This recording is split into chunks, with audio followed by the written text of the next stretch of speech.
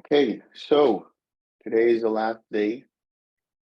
Uh, I wanted to give a choice to you guys. Do you guys want a Dhamma talk, or do you want to spend more time doing a Q&A?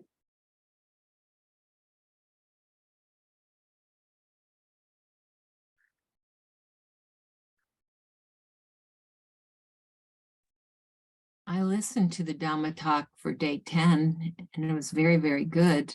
So personally, I like the Q&A, but I'm a majority rules person. Well, that's one person. We have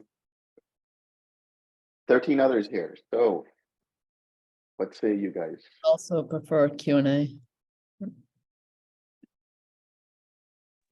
I'm curious like if you have something prepared that will be missing if we say The fear of missing out. or like Opportunity if you got cost, something right? in your Yeah. back pocket, that No, nothing special as such. Although all the suttas are special, but it's not anything that I haven't discussed before. So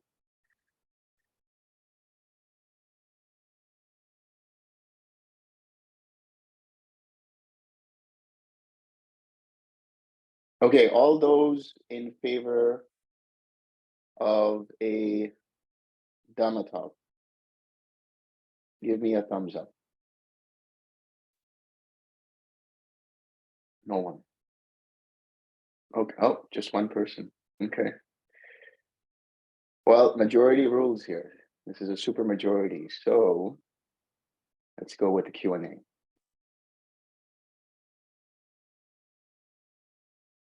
Who wants to start?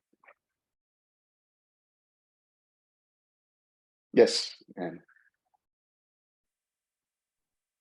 This may sound silly, but I really have been taking the precepts to heart, and even I've on your advice from last summer, being forbearing of fruit flies. we have a lot of ants right now, these little black ants. They're not vectors of disease. They're not carpenter ants, so I think of them as harmless. But they are starting to be everywhere on everything.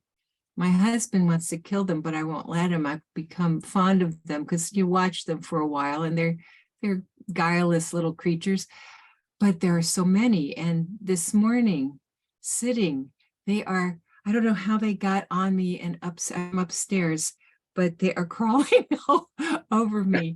And I thought I was gently getting one off my face and I crush it and I go, oh,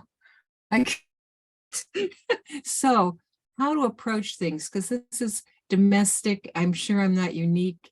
Most people think nothing of killing these, and how much should I think about it myself? okay, so first of all, when you brush them off and you accidentally kill them, that was not on you. So first you want to clarify that. There was no intention there of killing the ant. It just happened as a result.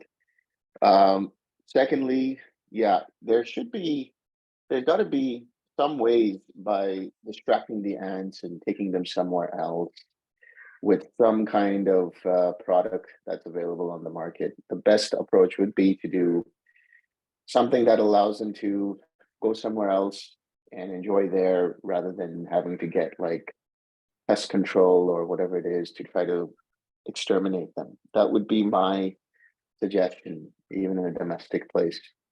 We here in Mumbai, we were in Goa, and we came back and we saw that the house had been riddled with cockroaches, small little tiny cockroaches. So they come and go, and when they see us, they scatter away. And sometimes in the middle of the night, when I have to get some water, I turn on the light and there they are, just everywhere. And then you see them just rush away in different places. So the pest control came and he had a special formula which basically drives them out, but doesn't kill them. So it just creates this some kind of formula that causes aversion in their mind to say, I don't want to be here, and find a different place to go and scurry. So there's got to be something like that for different insects or ants. So that would be my suggestion.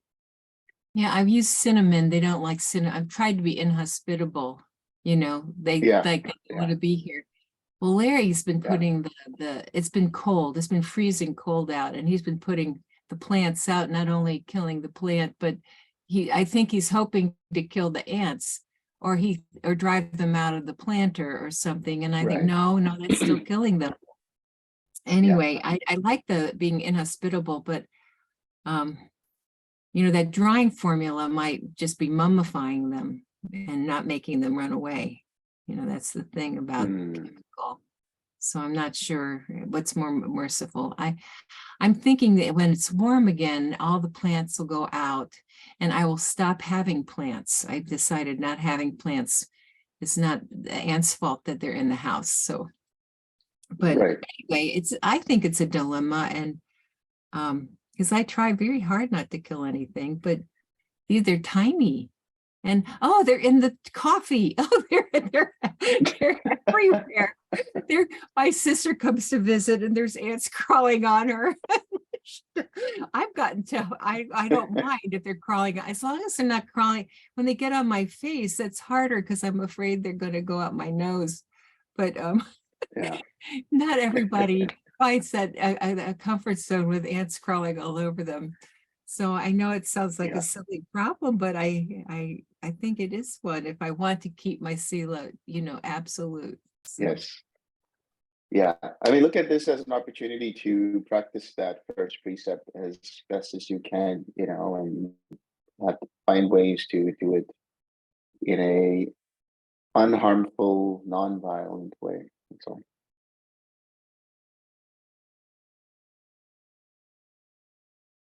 Yeah. And an insight I have about the tiny creatures is that we are tiny. You know, sometimes that expansive thing, you realize how remarkable it is that we are minuscule in this universe, just minuscule, Yes. full of all of our everything and the wisdom and the love and the craziness, everything, and tiny little atom beings like ourselves. So who knows what's going on in the ant world? Yeah. They may be very like us as far as we know. Well, I mean, you think about it in the cosmology as well. You know, we are like so minuscule compared to the devas or the brahmas in lifespan as well as size.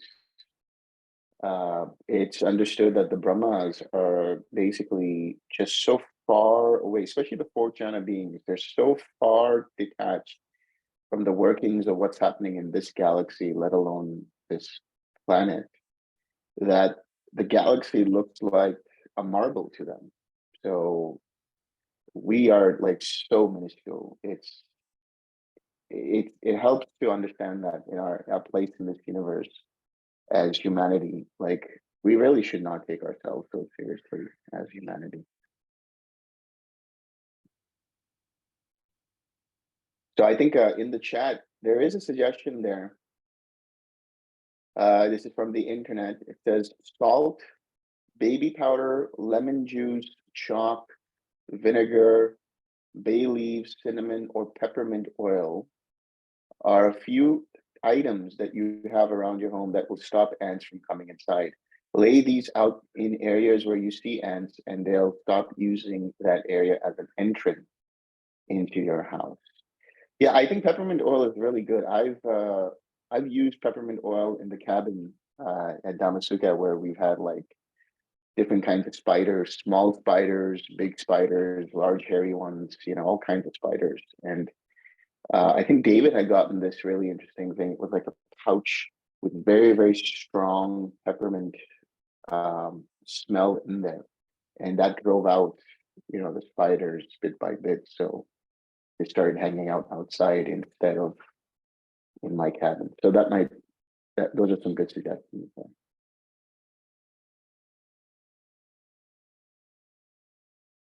So, any other questions? Yes. Speaking of David, I was listening some time ago, his lecture on the hell realms. And I was wondering, you know, as a lay person, I don't have access to a Dhamma center near me. Is there anything that we can do for, you know, relatives we might be worried about, or people we know? Yeah. There are some suggestions, and this happens a lot in Buddhist Asian countries, like in Cambodia, where I was. They have this festival called Chumbon, and they have different kinds of festivals all around the Buddhist Asian countries, especially Theravada Buddhist Asian countries, I would say, where so the lay people would go to a monastery, and they would actually go to offer alms to the monks and dedicate that merit to their former relatives. Now, if you don't have a center, or if you don't have a monastery that you can do it at, you could always donate in kind through the amount that you want to donate for the purpose of feeding monks wherever there is a center available, like Dhamma has, of course. But then any other, maybe a Sri Lankan monastery or a Burmese monastery or any monastery that's in your vicinity too, that's fine. And then you just say that this merit you want to dedicate to your former relatives. That's the way to do it.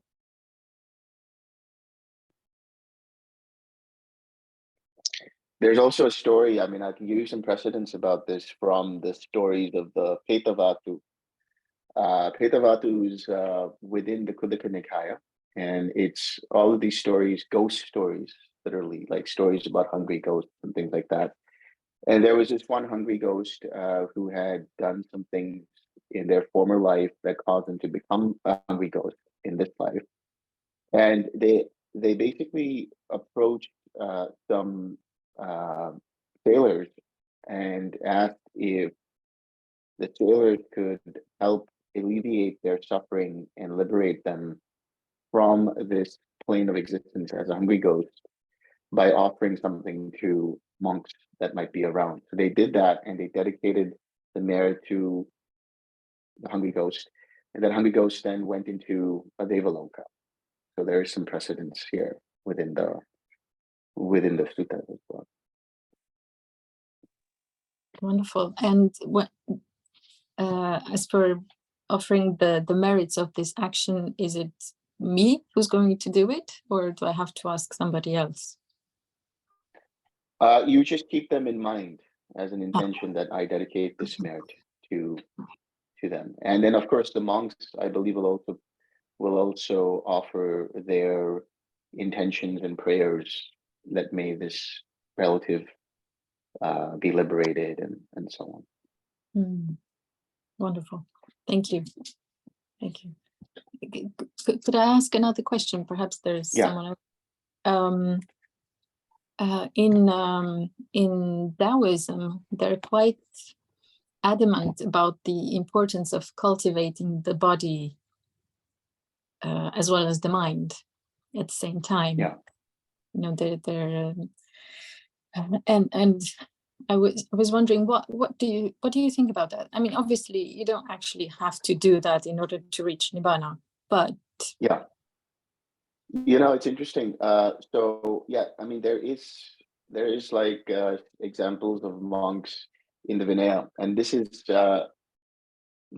secondhand information because I heard it from one of my good friends who was reading through the Vinaya, and they were talking about, and he's a Samanera, and in the Vinaya it was talking about this group of monks who are known as the body builder monks because they love to, you know, lift weights or exercise and do those kinds of things just because they wanted to be healthy.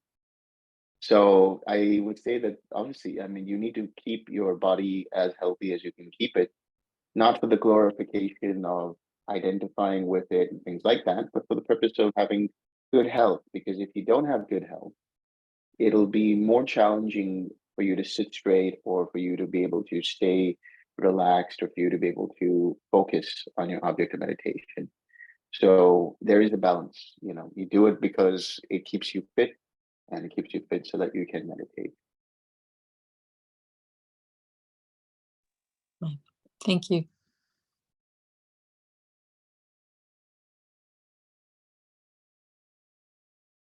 Anyone else? Yeah. One of the right livelihoods or wrong livelihoods, I'm not sure, but being a physician, I remember what's Yes. that about? I mean, So 'cause that is yeah. no, I just thought because it seems like a service. Right. No, this is actually specifically for monastics. So, you know, when one goes into the monastic life, why are they going into the monastic life? To forego their former life Mm. and for the purpose of attaining nibbana, for the purpose of the higher training. So the idea is like becoming a doctor or physician or doing things like reading palms or astrology. So the Buddha is not saying anything about, he's not commenting on them in terms of like they're right or wrong. All he's saying is they're ineffective for a monastic lifestyle, because if you're there as a monk to train so that you get to Nibbana, then everything else is just a distraction for you. It would be totally distracting. That makes sense. I thought it Yeah. was for lay people, but that makes sense. Yeah. Also, you got to remember the Buddha had his own physician too, Jivaka. So that would have been pretty insulting for Jivaka for the Buddha to say, you know, you can't, even a physician is a wrong livelihood. So it is for monks. Yeah.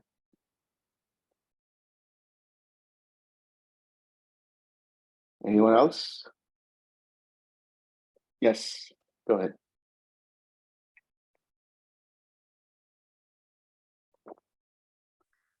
Yeah, I would appreciate if you can explain how this practice aligns with the 4 foundations of mindfulness.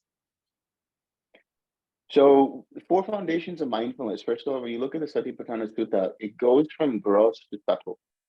And oftentimes the way it's interpreted is that you're doing it as a practice, which is very much valid, but in the fluidity of experience, it just is where it's all together. So first you start with the foundation of the body, mindfulness of the body.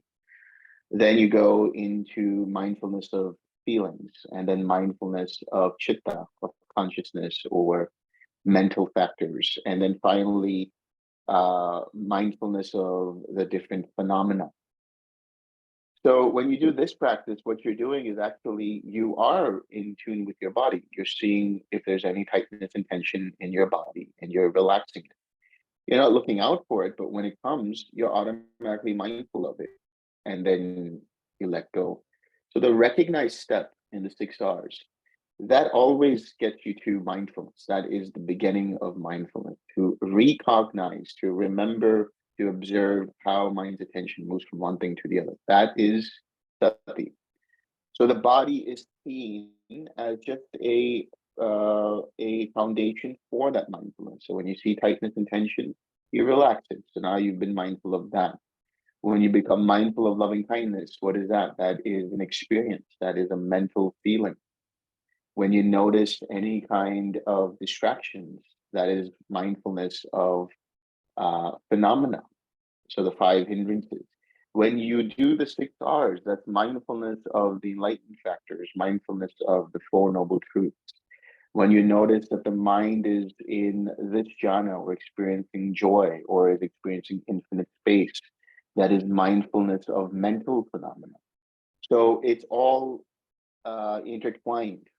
It's not a separate practice, but it's all part of the practice. When you're actually mindful and you're just aware and you have presence of mind to notice what exactly is going on.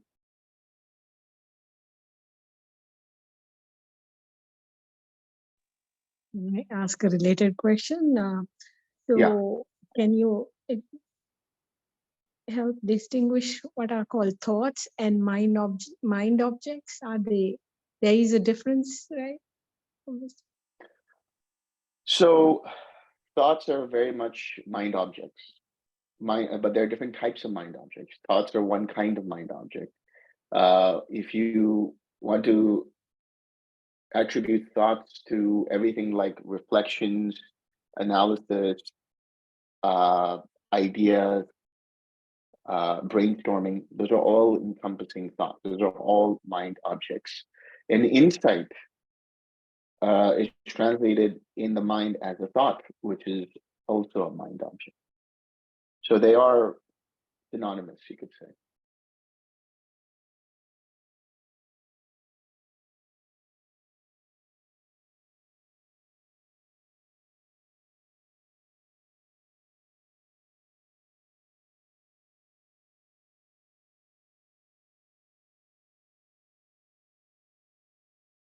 Yes. There were multiple people apparently. So go ahead. Go ahead.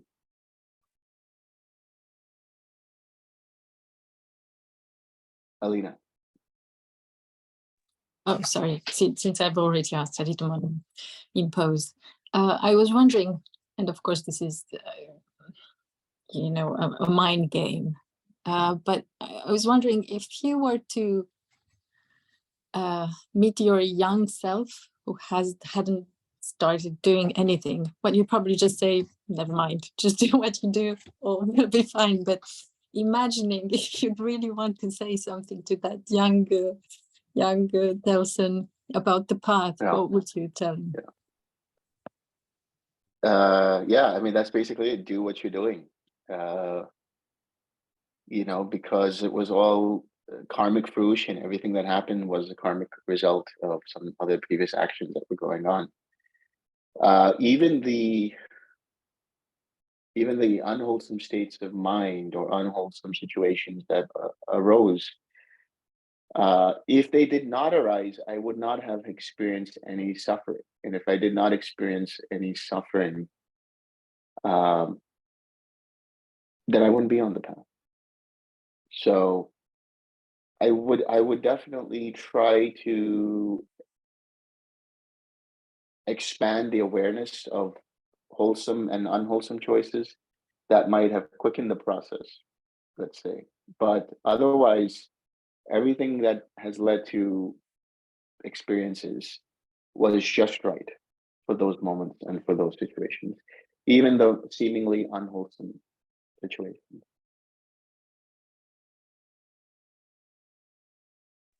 But try explaining that to a teenager. Try explaining that to a teenager. Try to explain that to an adult as well. Sometimes it's difficult to accept. Denny.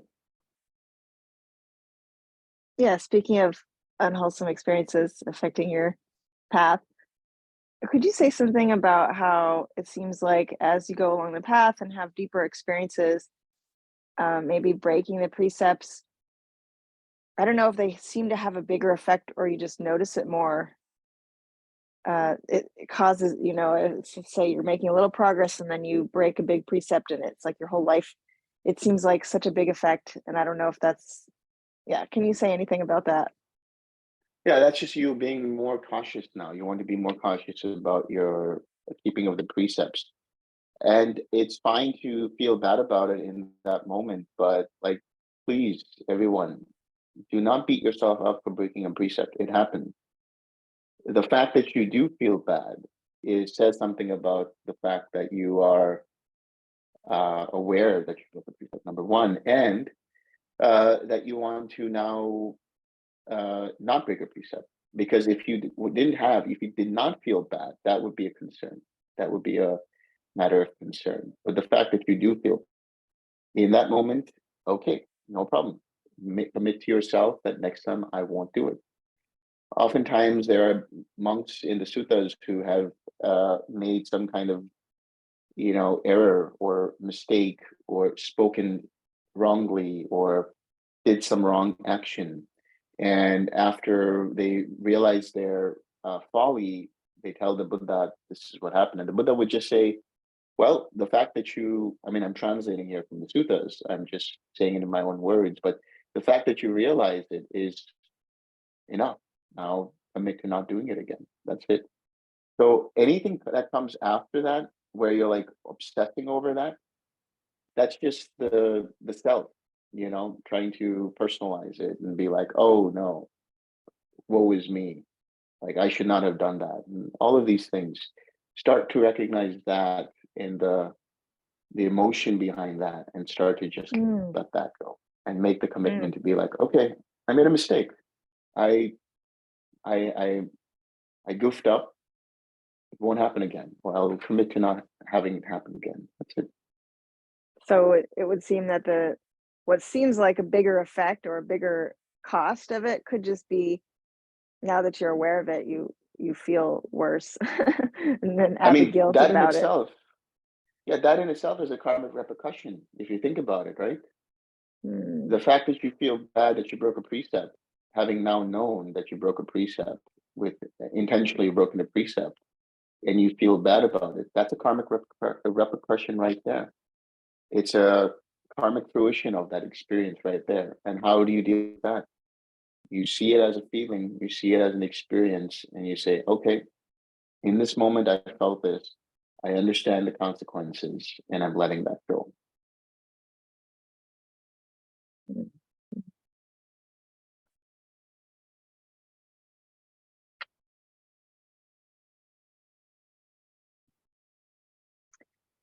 Yeah, okay. I'm thinking about it. Thank you.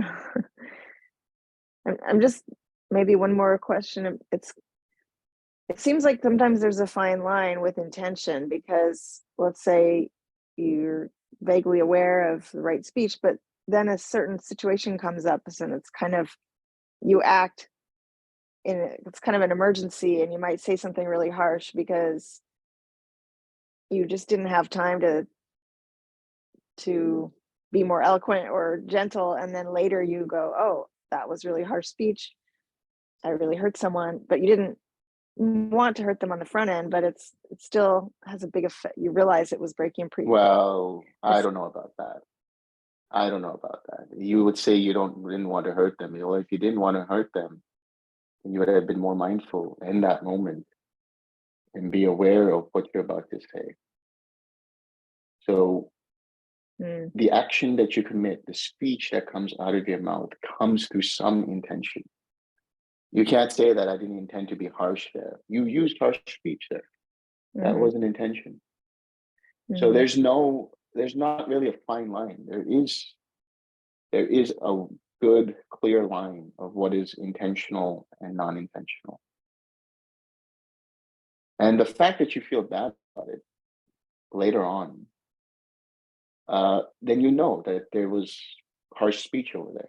If you had the mindfulness in that moment to just, again, take a pause and just see things a little more slowly, even if it's an emergency. See, emergencies are the times when mindfulness should be even sharper and clearer. Emergencies are the opportunity for you to see how well has your mind evolved from your practice. How do you deal in an emergency? How do you deal with a situation where things are like not going well? So those are opportunities for you to, like, for a moment, just for a moment, pause and relax. And then you'll have the ability to notice, oh, I'm about to say something. I want to say something terrible to this person, or I better bring it down a notch. Yeah. Emergency situations are best handled in a way that is actually slow. I mean, I'm talking about it in the sense of, I'll give an example. Like when you go to a fire drill, or when there is a fire, what happens? People generally know not to panic and not to go helter-skelter. Because as soon as you do that, it's going to cause a lot of trouble. So they know that you just form a line, you go peacefully outside, everything will be fine. So in that same way, when everybody else is becoming tumultuous and everybody else is panicking, You have to be at the center of the eye of the storm and speak in a quiet manner, speak in a manner where people then can come to you and you can be the source of that peace. You can be the source of that inspiration that, okay, let's not blow things out of proportion here. Things are pretty bad already, so let's calm down. If you've ever noticed, if somebody is angry in a situation, if somebody is getting irritated in a situation, if you try to match their tone, what's going to happen? They're going to try to speak over you. They're going to try to get louder than you. But in that situation, if you can be quiet or speak in a normal tone, what happens? They start to match your tone. They start to match your sound. They match your level of volume. And they automatically start to calm down. And they realize, okay, here, we're having a conversation. And if they don't, then that's on them.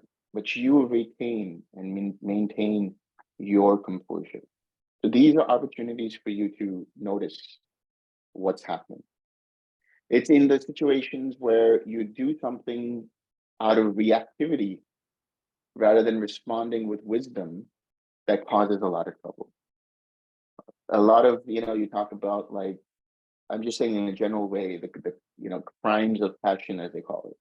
Crimes of passion, because people just reacted in that moment without thinking, without allowing there to be a pause, even for a moment, even for a second, so that they can clearly, as best as possible, assess the situation and respond. This is why I always talk about that, react versus respond. Reactivity or reacting to something is all about trying to come from craving and trying to come from aversion. Response notices the craving and aversion arising, lets that go, and then responds according to the situation. In that moment, even from a neuroscientific perspective, what you're allowing to happen by giving that pause is to let this part of your brain, your prefrontal cortex, take over as best as it can, so that your limbic system and so that the deeper parts of your brain, which are all about survival and all about emotion, they come to the surface, but your prefrontal cortex starts to make, a more balanced decision rather than reacting very quickly. Yeah. Yeah, thanks. Thank you.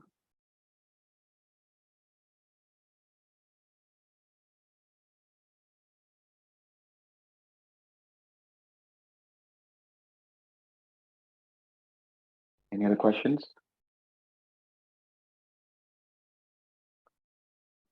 And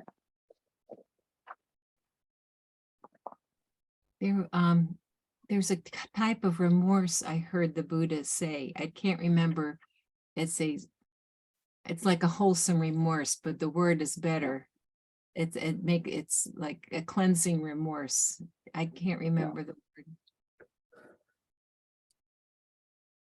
Yeah, that's actually, it's one of the qualities of mind that one should develop and cultivate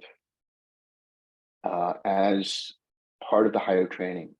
So there's two sides to it. The first one is the way it's translated commonly is fear of shame or fear of wrongdoing. I would say rather than saying fear, it's more of understanding the consequences of what would happen if you reacted or committed the breaking of a precept. And the second one, which you're pointing out to, is that wholesome remorse, which is, oh, I realized my mistake. I realized what happened, and I'm going to let that go now and commit to continuing to keep my precepts.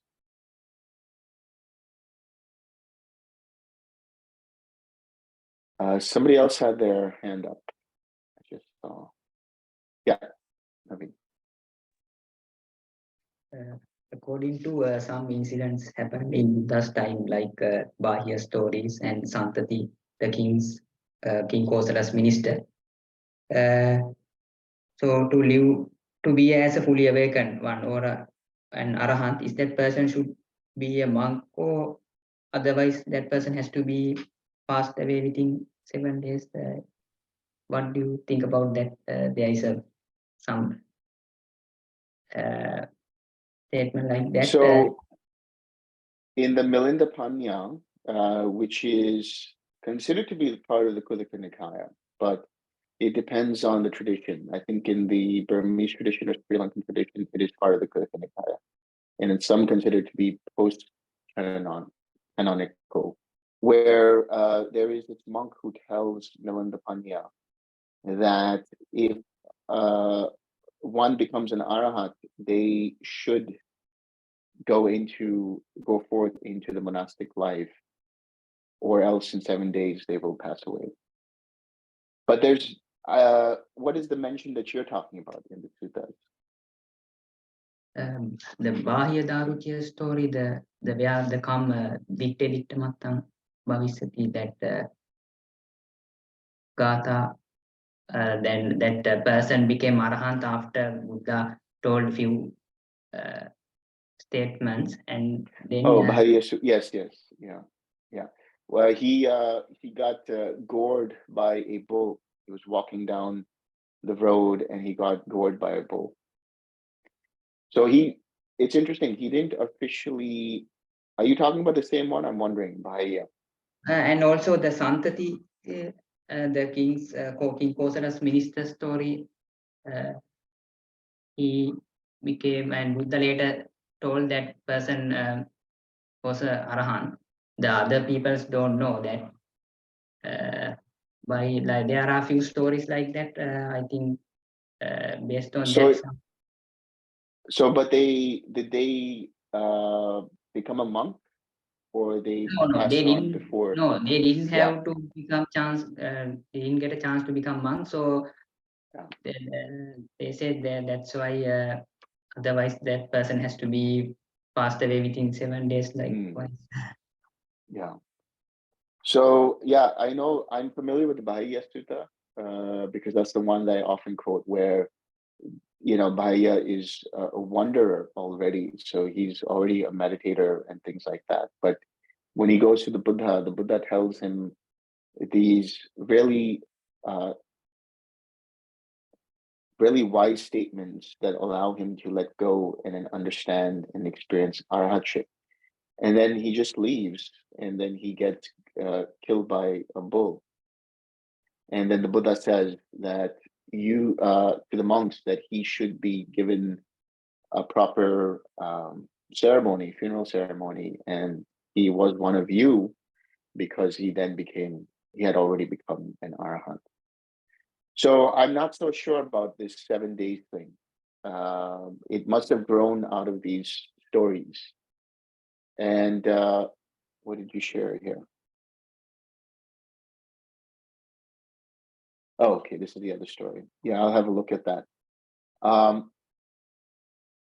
would say with regards to that, the idea is that if you become an arahant, you let go of any craving for existence, which means you let go of the desire for continuing your existence.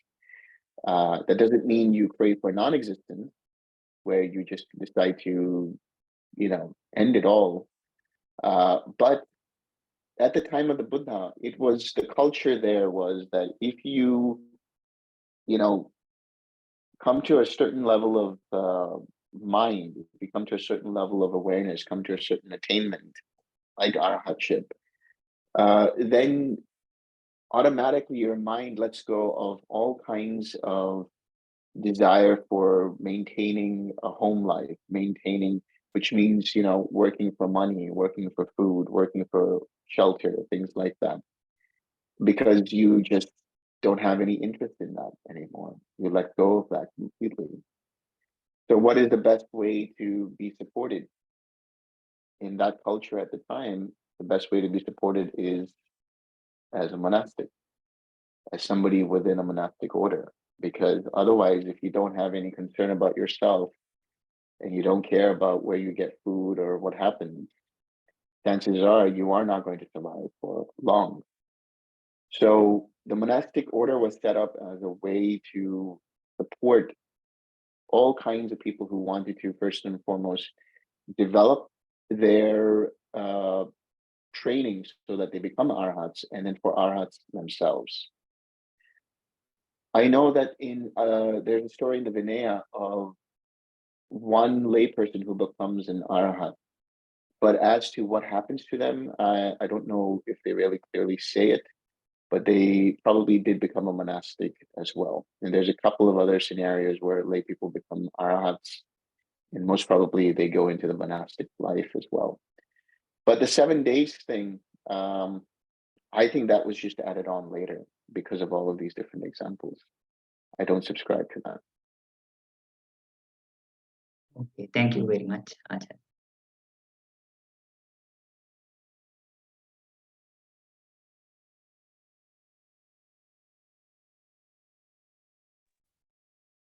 Yes, Graham. Oh, Lila, and then Graham. Yeah, so this is kind of abstract maybe, but say a regular person, when they see something in their visual field, like a tree or something, there's like a subject and an object, right? Me and that tree, sort of, it's maybe subconscious or like, did that change for you, or is there anything like that that happened for you, like, yeah, between subject and object? So if you go back to the Bahaya Sutta, which we just talked about, in there the Buddha says, just this is the end of suffering, where in the seeing there's only seeing, in the hearing there's only the hearing. So there's no self before that, there's no self in the process of seeing, there's no self in the process of after having seen something. So the notion of a subject goes away completely. And that's a lived reality, or would you say for yourself, like something shifted? I mean, yeah, it's so now this is the question, right? Who are you talking about in that sense? Because there's an experience going on. I can tell you that before there was a concrete sense of self, there was a concrete sense of this is who I am, this is me, this is mine, this is myself. But now there's a relation of it's all impersonal. But it's not like this computer and the mind are one and the same thing, or this other person, doesn't have a self and I don't have a self. That would be absurd. There is still a subject object in relation to just normal day-to-day interaction. But none of that is taken personally. So if I see a tree, there's like a big plant here, you guys can't see. If I see a plant, I know it's a plant, but it's just a plant. There's no, in the seeing, there's only the seeing. There's nothing else. There's a seeing, there's a knowledge that there's the plant, and that's it. So there's a subject that is seen. That is the mind being aware of the plant. There's a feeling going on. There's an experience going on. But the idea that this experience is me or the experiencer is me, that is to say, the subject is me, that which is looking is me, that goes away. okay. Thank you. Yeah. Graham was next, but did you have a comment?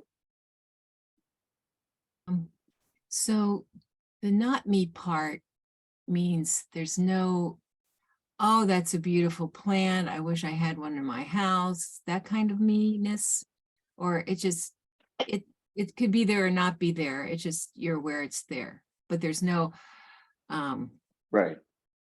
embellish, no, nothing more than that. Yeah. So yeah, when you look at the tree or when you look at the plant, you say, oh, that is a beautiful plant. But that's it. There's no like, I wish I had it, or there's no like, that would look really great in my house. I want that. Or you could say that would look really great in my house, but that's it.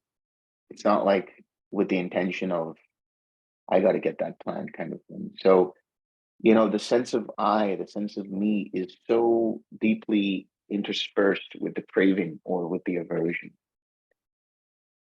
When so here was another example. I think this was maybe last week. This was on this was one of the weekends. So this was right after my birthday, on the weekend after my birthday. And the Pali department here at the University of Mumbai, they wanted to celebrate. So they invited me to come over, and there was a nice little celebration. And they had, like cakes and food and everything and all great stuff. But before everything was laid out, they said some prayers and did some chanting. And there was this big tray of candles. And it must have been 40 or 50 candles. I mean, it was a lot of candles. By no means am I 40 or 50 years old, but I don't know why they had that many candles. But those candles weren't on the cake. They were just using that as a way of like, blessing or, welcoming. And so then they kept the fire aside, and we were eating and everything. And somebody tried to douse the flames. And when that happened, there was this, like huge flames. And everybody that was there just ran in fear. And I was just eating and looking at the flame. It's like 10 feet away from me. I'm just looking at the flame. There was no sense of like, I got to do something here. It's just flames. It's just fire. So the fear aspect of any kind of situation goes away. There's been times when I was in Dhamma where there's snakes. We know there's snakes during the summertime, and there's copperheads and all kinds of different venomous snakes.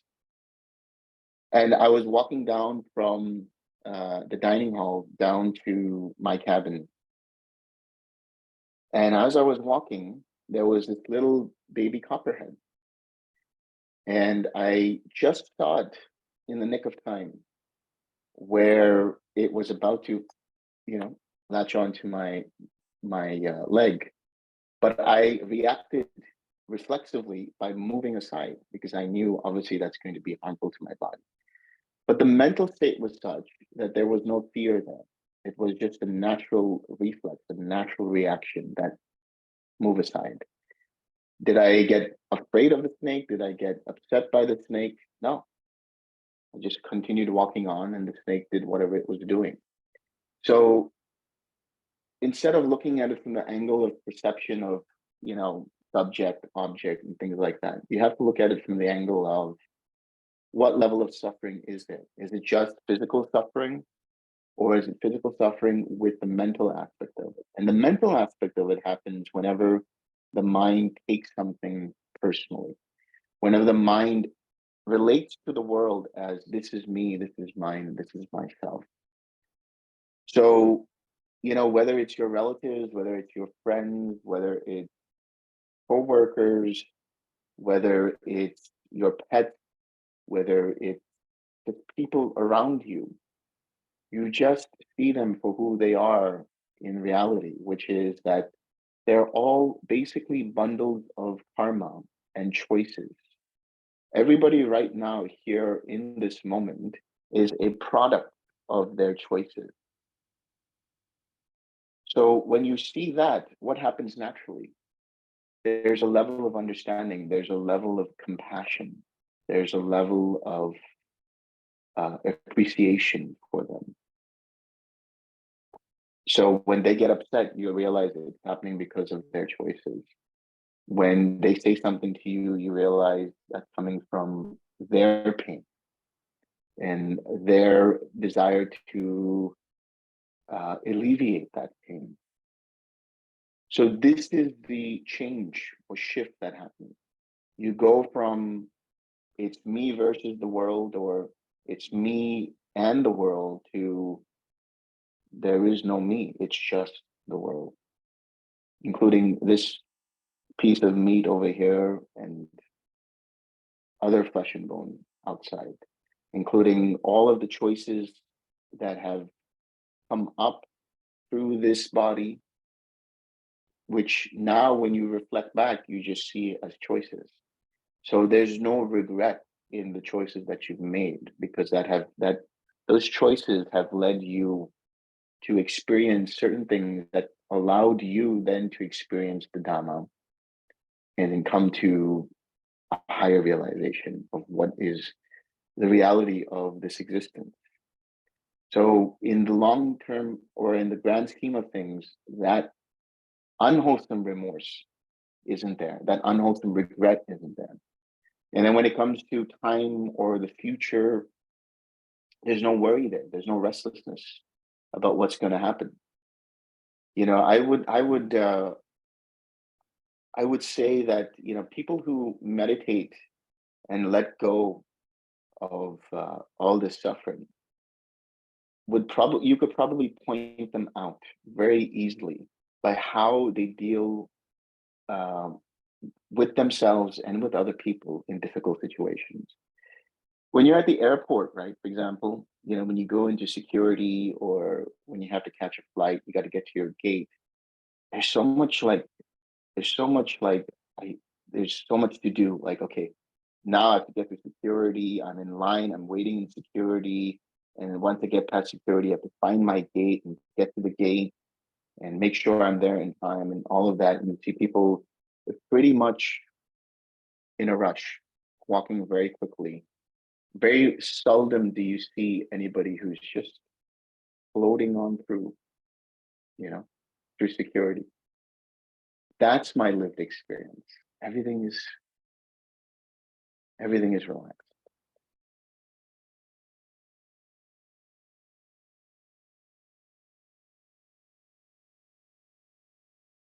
Graham, you had a question.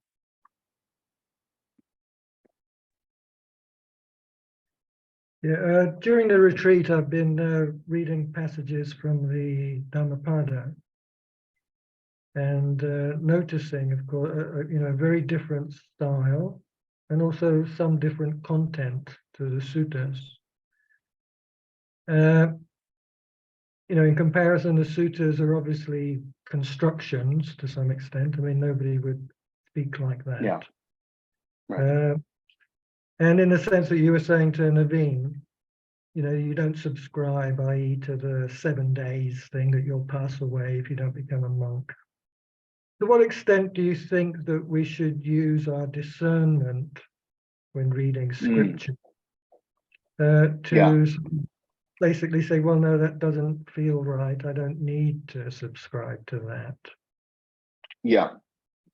So first and foremost, you know, anyone who's starting out to read the suttas, the order in which I would suggest somebody read the suttas is start with the Majjhima Nikaya, then with the Digha Nikaya, then with the Samyutta Nikaya, then the Anguttara Nikaya. Now, there are pieces of the Khuddaka Nikaya, like, for example, we have the Sutta Nipata, and then we have the Dhammapada, and then a few others that are translated in English. There is a lot of connectivity when you read the different suttas, even throughout the different Nikayas. Like, you'll find similar passages or similar themes in passages which connect to the Digha Nikaya, and which then connect to the Majjhima Nikaya, and then which connect to the Anguttara Nikaya.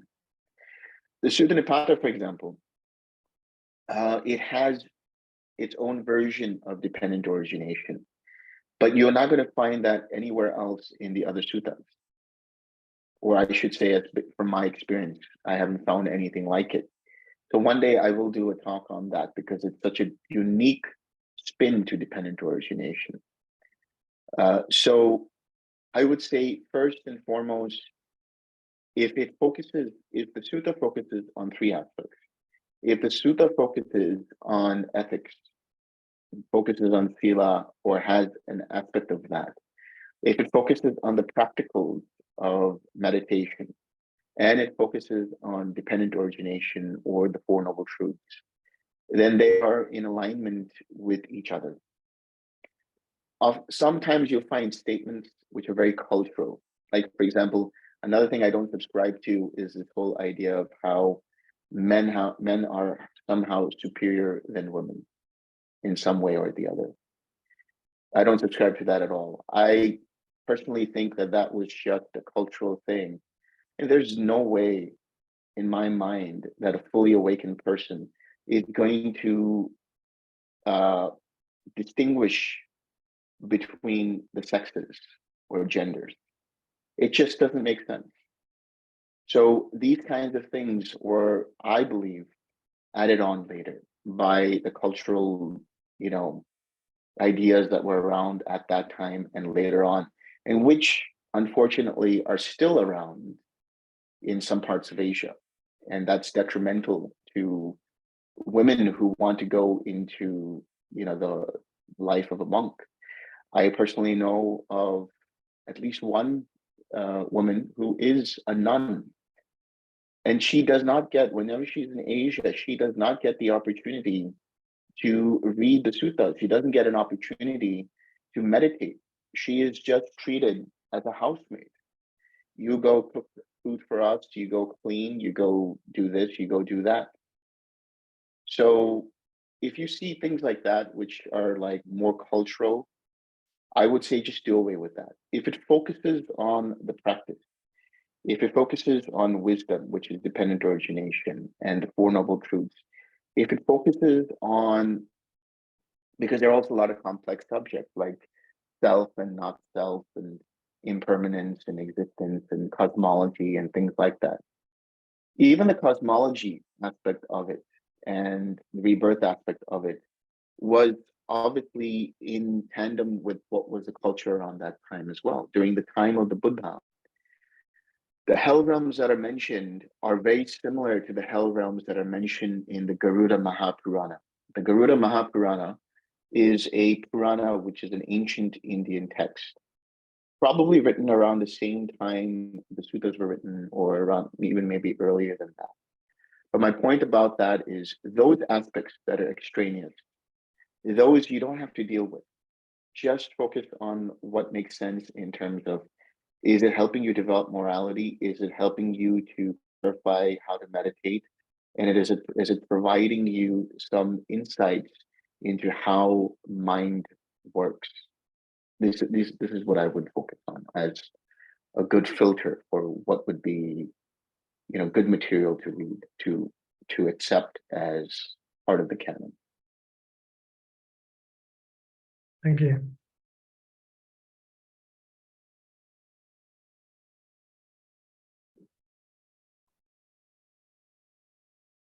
Anyone else?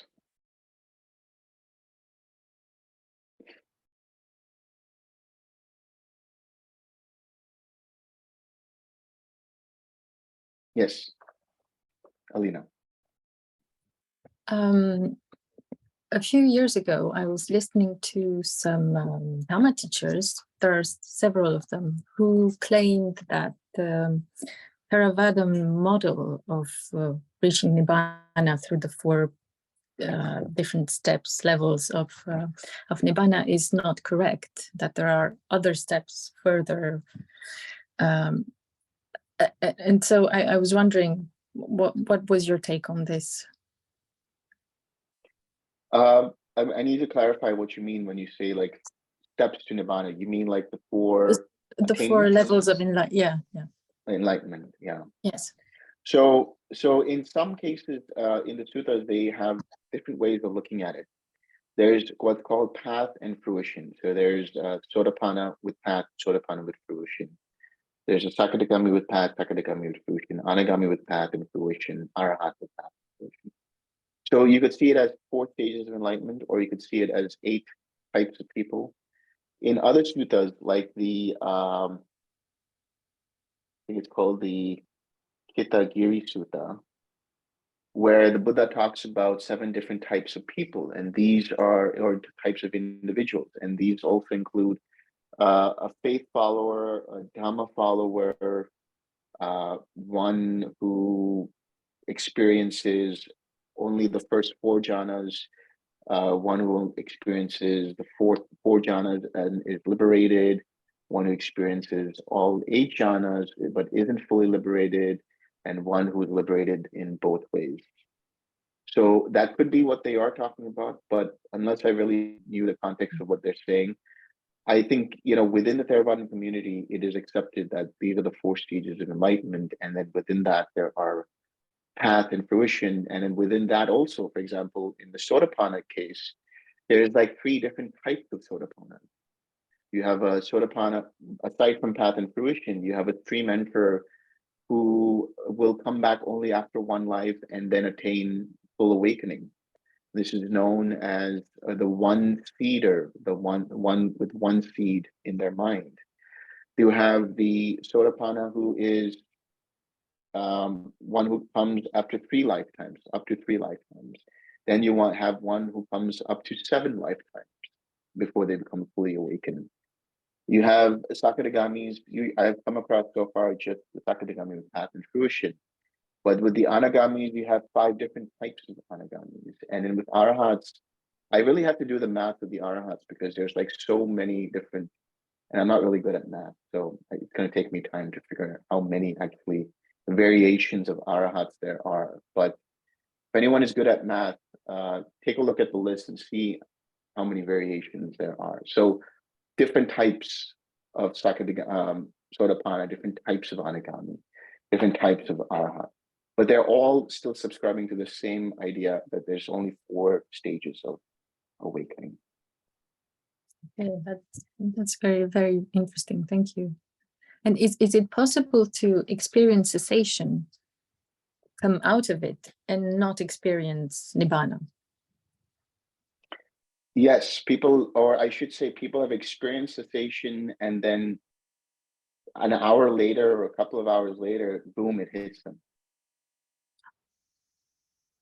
So it's not always followed by cessation and then you have an experience of seeing dependent origination or release. But they will have an experience of where they blanked out for a moment. There was some level of luminosity and clarity. And then they might just be washing the dishes or walking the dog or whatever. And then boom, there's like this immense joy out of nowhere that comes up, an immense relief, immense energy, and so on. So that can happen too. Wow. Thank you.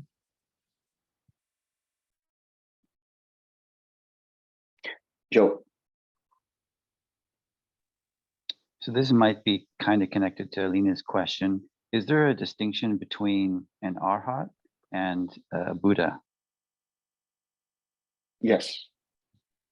Insofar as the technicality of it is concerned, the Buddha is the first arhat. In other words, the Buddha has found or rediscovered the path leading to arahatship.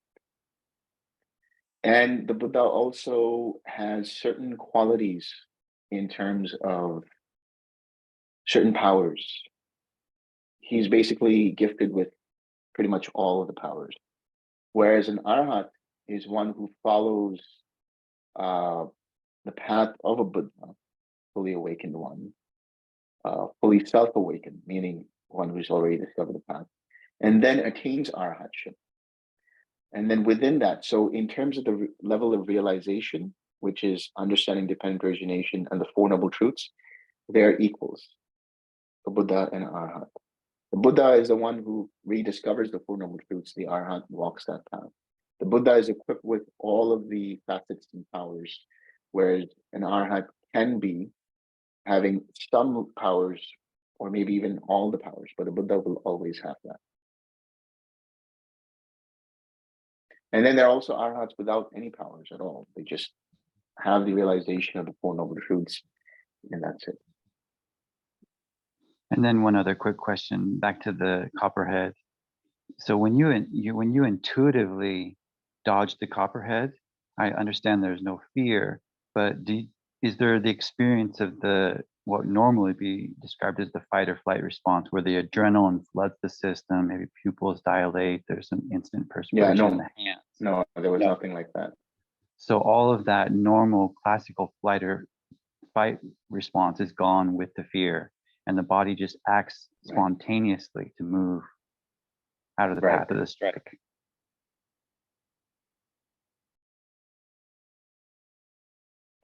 John. Not sure how to frame this. So having spent some time with the pragmatic Dharma folks, and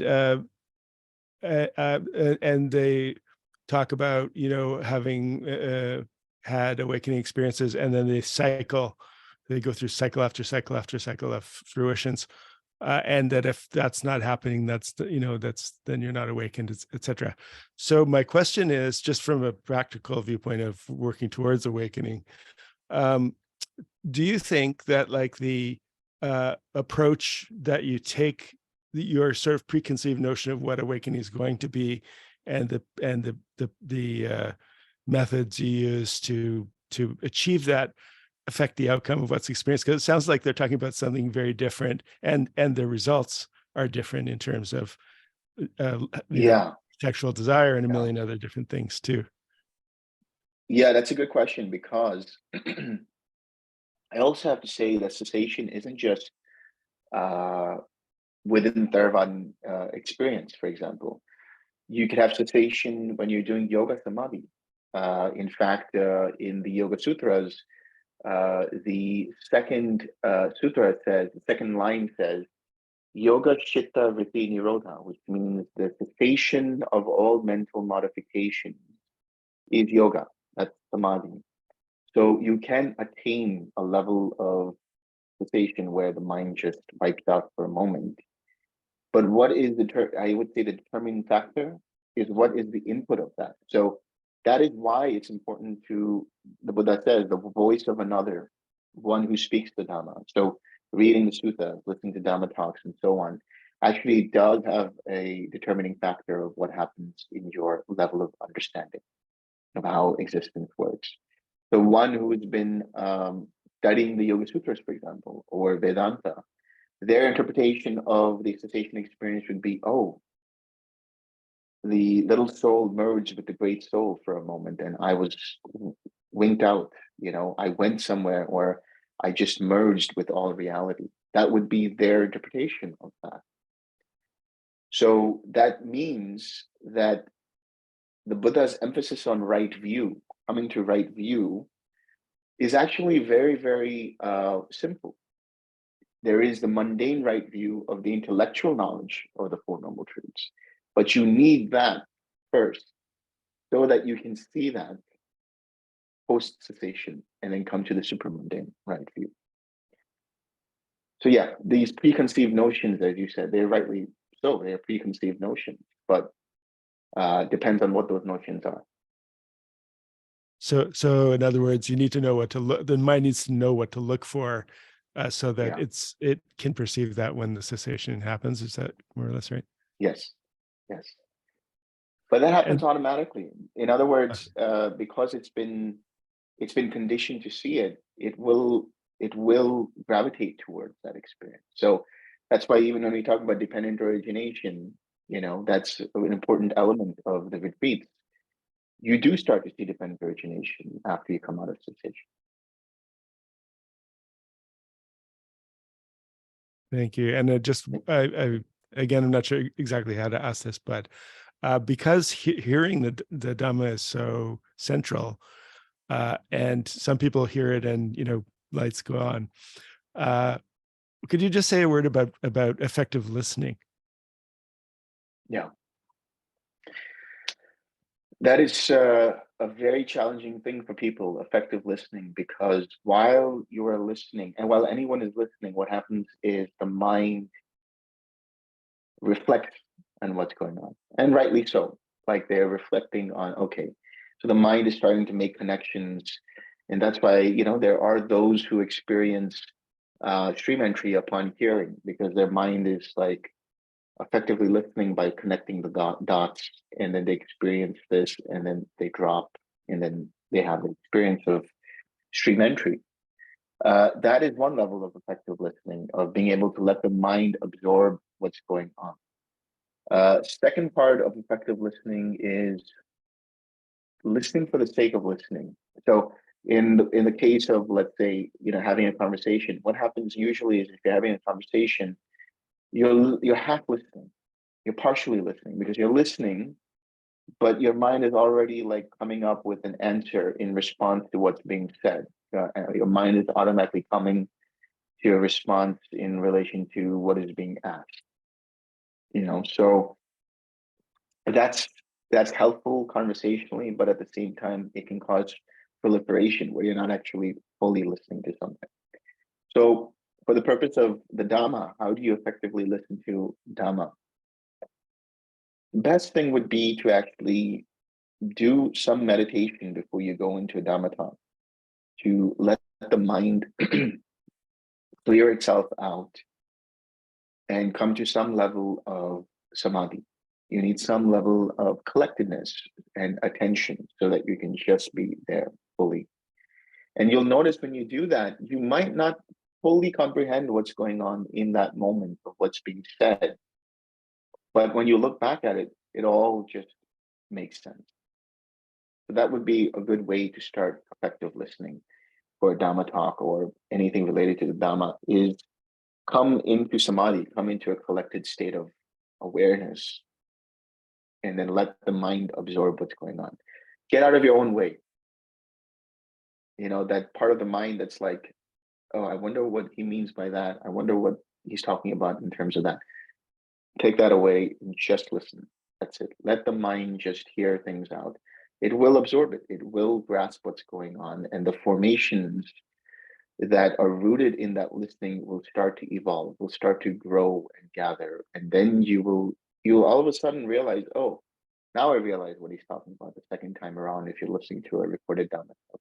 Or if you even read the suttas, you know, you find new things in the same stuff that you're reading, because of your experience continues to condition what it is that you're reading or listening to. Yeah, thank you. I'm really glad I asked that question.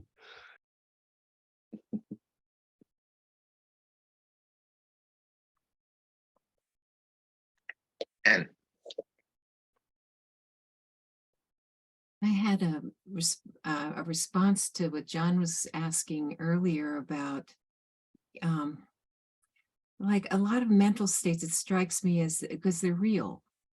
You know, like the Buddha says, I wouldn't talk about this if it wasn't real.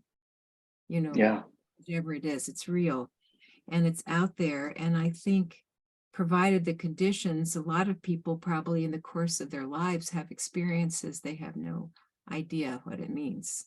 And so it strikes me how important it is to have guidance, or someone who knows.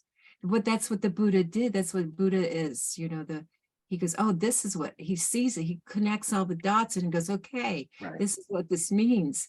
And then oh, oh, but it's so profound to have that, you know, and it's so, when once spoken, it's so clear, but it wasn't clear before. But I do think there's probably people having all kinds of curious experiences that are real, but no place to know, or they get interpreted as something very weird or something. Yeah, it's interesting you say that, because there have been times where people have had some interesting experiences, but not within a Buddhist context. And then they come to retreat and it starts to make sense of what they were experiencing. They start to understand, oh, from the Buddhist context or the Dhamma context, this is what I was experiencing, and so on. So, yeah, that is why the guide is so important. We don't have the Buddha here, but we do have the suttas. And there are some guides available who can seemingly help people kind of traverse through this forest of experiences, and have walked the map and seen the map this way, that way, right ways, left ways, every way, and then say, oh, this is probably where you are. Maybe you want to take a detour there and then try walking this route instead, or this path instead. So yeah, the voice of another is really that part too. Somebody who's walked the path and who has seen the terrain and can help you so that you don't get lost.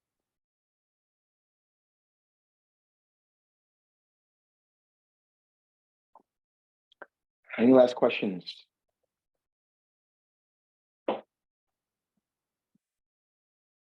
Matthias.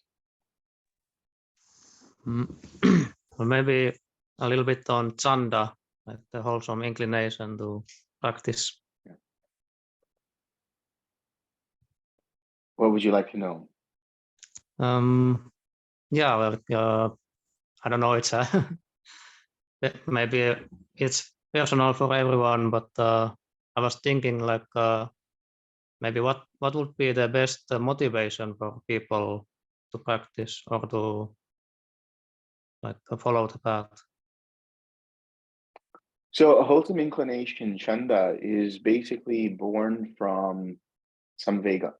So a wholesome inclination towards anything that is an inclination towards nibbana is part of right intention.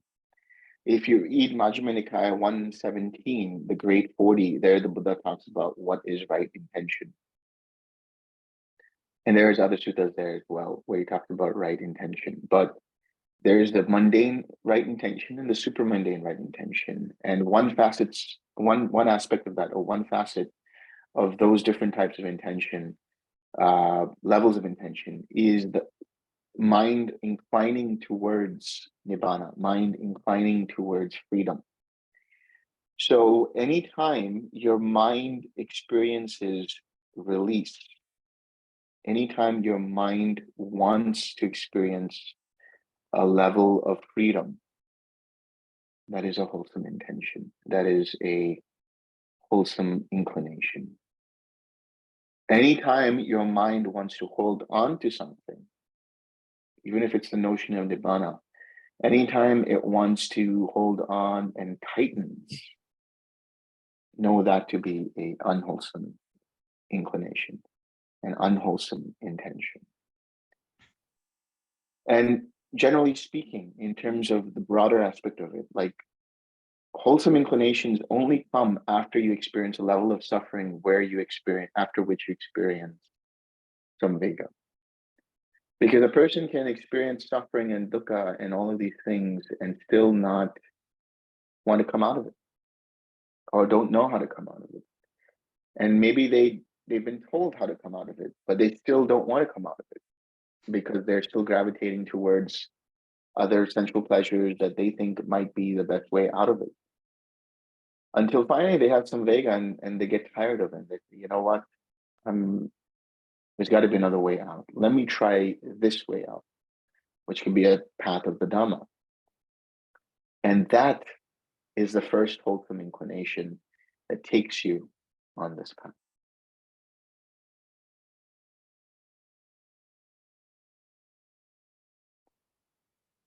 So, Thank you. If there's nothing else, I just wanted to say thank you to each and every one of you for attending. It's been a wonderful retreat. It's been a pleasure getting to know all of you and connecting, doing the interviews. And hopefully I see all of you in person at one point or another. I'm sure I will. And I want to thank Kim for organizing in conjunction with Kuhn. There's this whole team that's helping us with all of the, the backbone of this and the emails, and or she's the one who actually curated all of the Dhamma talks, and I believe she's done a really lovely job. Yeah, we got We got 5 thumbs up from 3 different people. So 6, there we go, 7. But she's the one who curated this whole experience for you guys. So a very, very special thank you to her for doing that. So may you all be happy and be well, and we will share some merit. But very quickly, Delson, we have to thank you as well. It's been an amazing retreat. Thank you. Very grateful.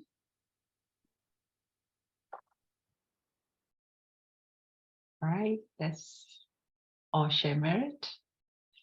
May suffering ones be suffering free, and the fear struck fearless be. May the grieving share our grief, and may all beings find relief. May all beings share this merit that we have thus acquired for the acquisitions of all kinds of happiness. May being inhabiting space and earth, Devas and Nagas almighty power, share this merit of ours. May they long protect the Buddha dispensation. Sadhu, sadhu, sadhu. Thank you so much, Acharya, and thank you so much, everyone. Thank you, everyone. Oh, by the way, Kin, I'm sure you've already spoken to them about like the resources regarding how to connect for weekly online sessions through the Sunday Twin Group and all of that, right? Because I told some of them about this, so Yep. I hope you already addressed that. Okay. Yeah,